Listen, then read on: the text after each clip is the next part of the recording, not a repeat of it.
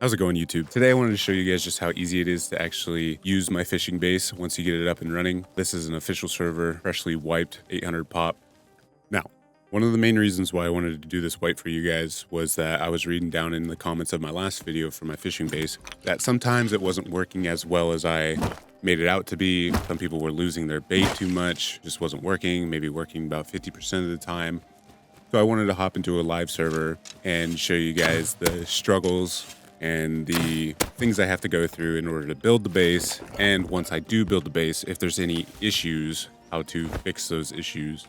There's a couple interesting things that come into play during this video, like building next to a clan, not having the correct vision when I'm building the base, all kinds of different things that I didn't expect would happened in this video. So it's really great for me to show you guys what happened. Also, during this recording, you'll see that I'll fast forward through something really fast when I go AFK. That is because at the time of me playing and recording this video, my roommate was in surgery and just getting out and coming home. I had to go take care of him a little bit. So it's good that you get to see that you can take pauses. If you're solo, you need to take breaks. If you're at work or you just don't want to do too much, this is kind of like the perfect way to get scrap and to do it your way. Nice and easy method. My one objective for this wipe was to fish for enough scrap to go from virtually no blueprints all the way up to a tier 3 and research down to AK bolts.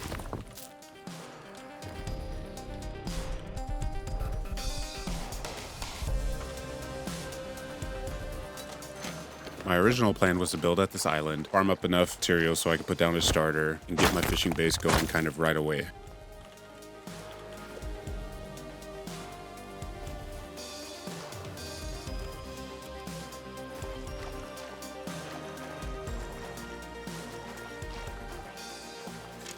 Now, unfortunately, people had got there before I did. I'd later come to find out that there was an 8 to 10 man clan that built on top of this island because it was so close to a large oil rig. It was a perfect spot for them.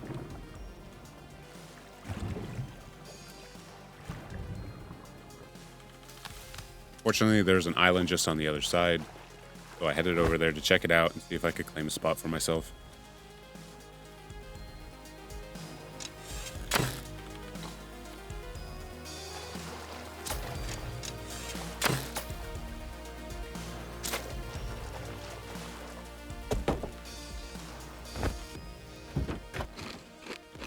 After getting my starter down, I decided to go out and farm for as much wood and stone as I could because I was here a little bit earlier than most of the people, and I needed to gather as much resources as I could before the masses of people made it to my side. Now for the rest of the video, I'm going to let it play out. I'm really only talking key decision points I have to make and why I make those decisions. As you'll see, the way I cut this video up, it lets you see my full progression. I don't really skip too much. If I do, it's just little minor things here and there, but you can see the progression of day and night, so you know I'm not lying to you.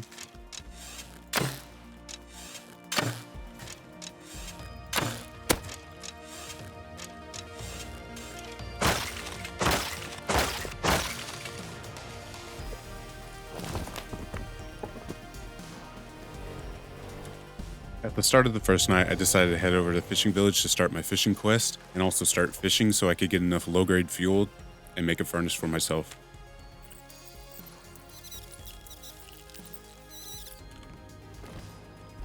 Now at the start of day 2, my goal was to farm as much materials as I can in order to pay for my starter and have enough materials to build the full fishing village later on.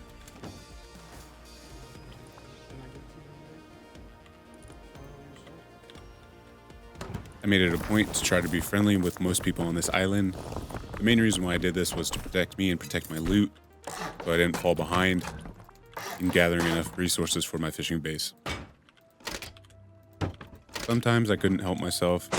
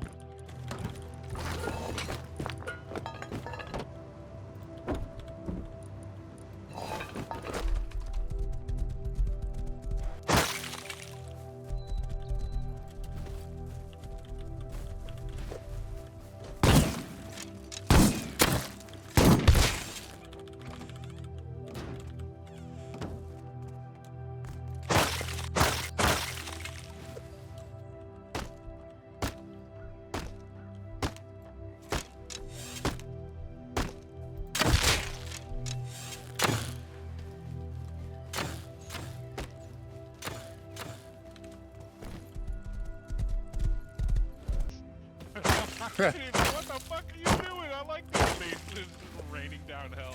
Rockets. I would be so pissed.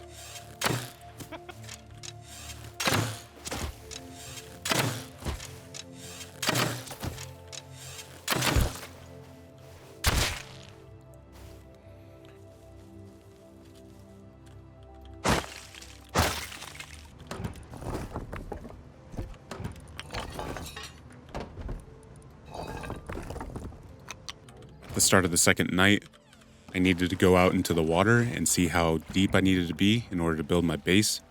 This was because Fishing Village was positioned in a way that was in between two islands, so it made the water really shallow. So I needed to go test just to see how far I actually had to be built out so I could knock it out on the first try.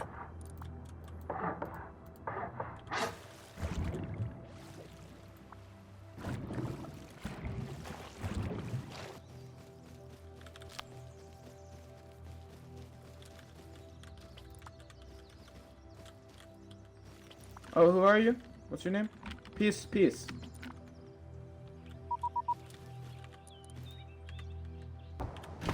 In the morning of day 3, I decided to take enough material just so I could build the foundations and also place a TC to claim my build spot in the water.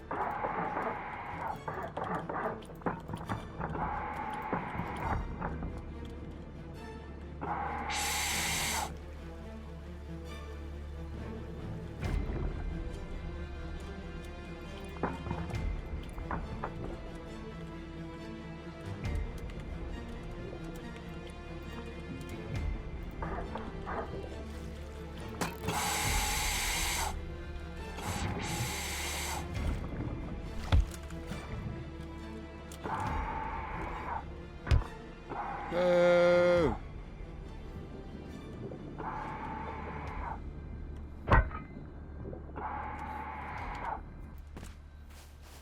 Now, unfortunately, I did lose a good bit of stone and wood, but I was more concerned about them coming back and placing a TC, kicking me out of my own build spot.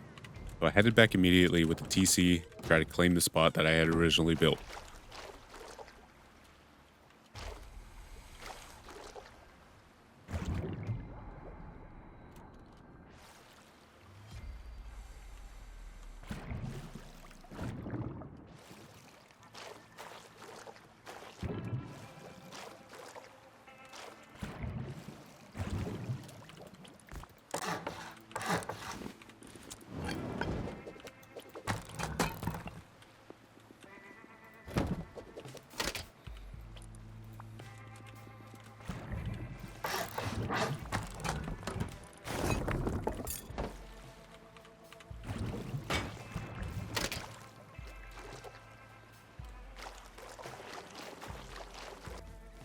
I headed back out to farm a little bit to recoup what was lost.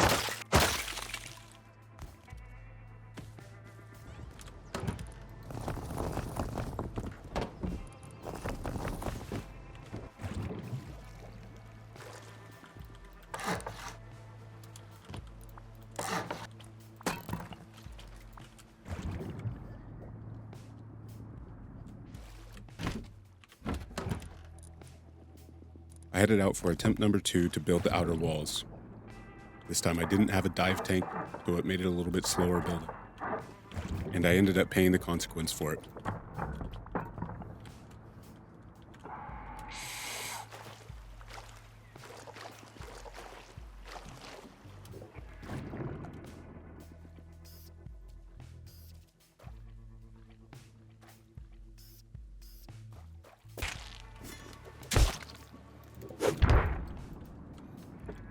After dying twice, I put my head down and went out to farm for the rest of the day, allowing me to come back at night and finish the building of my base.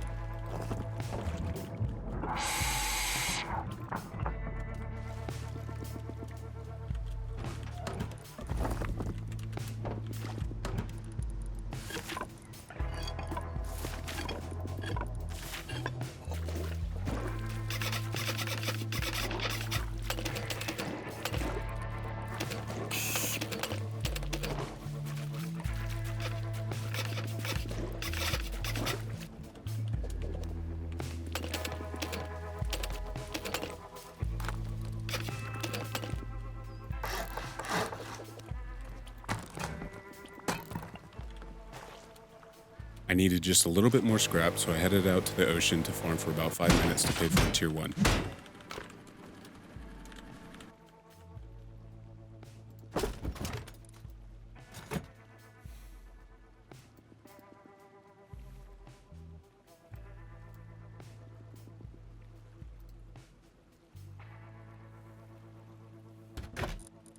In order to pay for the button and the door controller, I decided to use my base to fish for the rest of the scrap.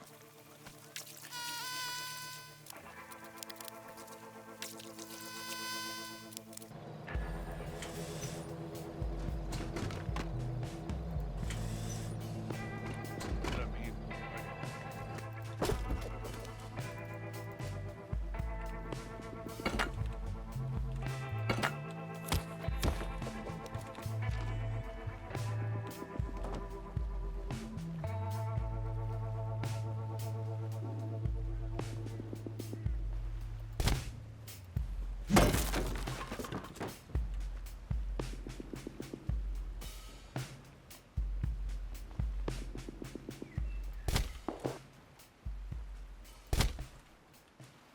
Now, if you've watched my last fishing video, you know that I recommended you leave the wall where my TC is blank. This allows you to put the sandbag deeper into the water and have less problems. Here's the main reason why. If you have the sandbag too close to the water like I do here, you are not able to actually fish. This is one major mistake that I made while frantically placing my TC. This is also why I recommended you keep your triangle roofs twig so you can break it and restart. I ended up having to try to fix it on the fly, so I opted to go with the stone barricade, and it actually worked pretty well. The stone barricade doesn't have the same hitbox as the sandbag.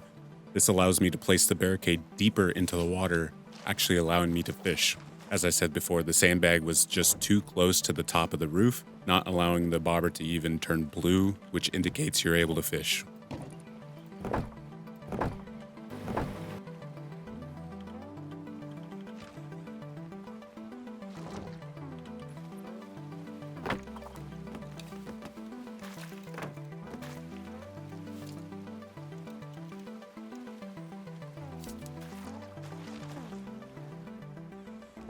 Now that I know my fishing base works, I was ready to sit back, relax, and farm till I had the tier 3. But as I said in the beginning of the video, I had to leave for a little bit in order to help my roommate. Yo.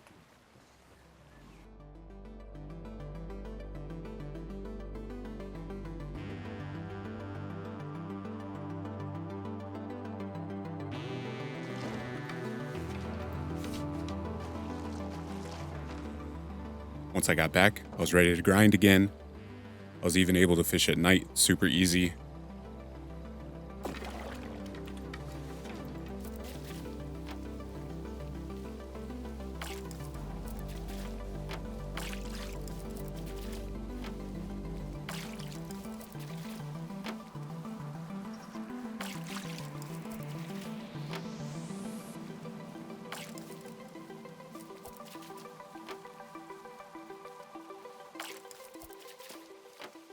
Then again, I had to get up and leave and come back.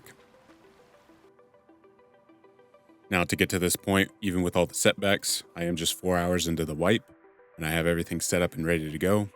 I don't think that's too bad, even with losing half my farm, dying twice. I'm going to go ahead and split this video into two. On the right side, I just wanted to show you continuous fishing to see that I am able to continually catch fish without many problems. There are some hiccups here and there. And on the left, I'm going to show you some of those hiccups that happen. Something went wrong, I would just recast and go again. For me, it worked about 95% of the time. Sometimes the bobber wouldn't make it all the way up the ramp and it would come back down. That maybe happened once or twice. Sometimes rarely the fish would bite super early, right at the top. Obviously, it's not going to be an instant catch or even close, but you are still able to draw it in sometimes, straight back to you with no problems. Even sometimes the bobber would go up to the top and just stall.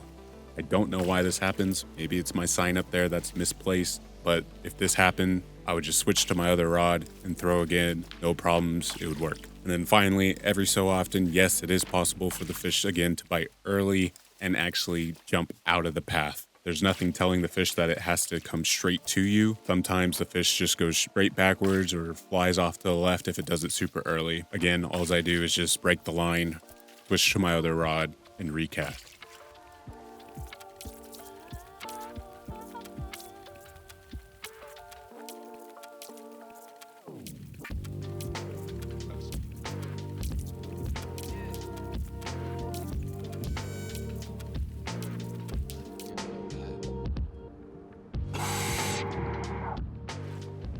After fishing for a little bit and heading over to Fishing Village to turn in my fish, I remembered that somebody new that joined my channel after watching the video pointed out that I could put my button in a better position, allowing me to not move my camera at all. This ended up working perfectly, and I appreciate it.